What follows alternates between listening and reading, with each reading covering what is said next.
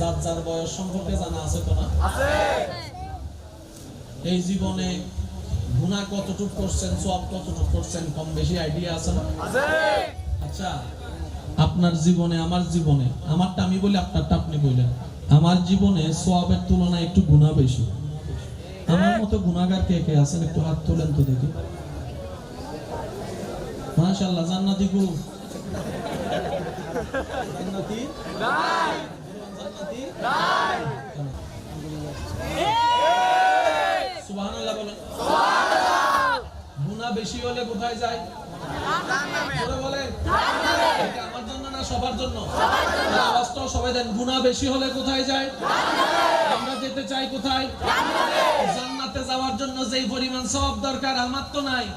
আপনার নাই। আপনার নাই। আপনাদের নাই। জান্নাতে যাব কেমনে? ফেস্টো লাগবে, লাগে গেছে একটা। তখন বান্দা বলে যে মওলা আমার গুনাহ বেশি করছি অতীতে, 2000 সালে তো ফেরত যেতে পারবো না, আবার এখন আমি করব কি? রব বলে যে লা তাকনাতু মির রাহমাতিল্লাহ। টেনশন করিস কেন? আমি রব আছি না, আমি রব আছি না। আরে আমি আছি তো, তোর এত টেনশন কি? রব বলে যে তুই কি আগে মন থেকে নিজের ভুল বুঝতে পারছিস কিনা সেটা বল। আল্লাহ যা করছি বড় ভুল করে ফেলছি। আল্লাহ শক্তি ছিল অপব্যবহার করছি, সম্পদ ছিল অন্যায়ভাবে খরচ করছি, মুখ ছিল যারা মন চায় যা মন চায় তা বলছি, হাত ছিল যেভাবে মন চায় সেভাবে পিটাইছি, ভুল করে ফেলছি। রব বলে যে তুই কি মন থেকে বলতেছস? আল্লাহ মন থেকে, আমি ভুল করে ফেলছি। রব বলে যে একটা কাজ কর, 2024 সাল থেকে 2000 সালে তুই এনে যেতে পারবি না, পাল্টানোর ক্ষমতা তোর নাই। তোর রবের তো পাল্টানোর ক্ষমতা আছে, তোর রবের তো পাল্টানোর ক্ষমতা আছে।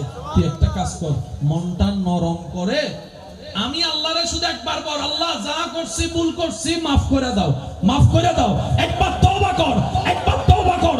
তোর বান্দা তওবা যদি আজীবনের করা একটা তওবা যদি আমি রবের কাছে কোন রকম পছন্দ হয়ে যায়, তোর আজীবনের সমস্ত গুনাহ আমি আল্লাহ মাফ করে দিতে রাজি আছি।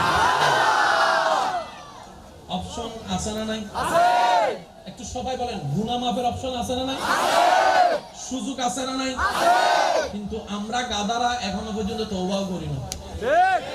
যেখানে 24 ঘন্টায় 24,000 বার তওবা করা দরকার, সেখানে গত 3 সপ্তাহে কে কয়বার তওবা করছেন নিজের প্রশ্ন নিজেকে করলেই আপনি অঙ্কের হিসাব বুঝে পেয়ে যাবেন। সেটা কি?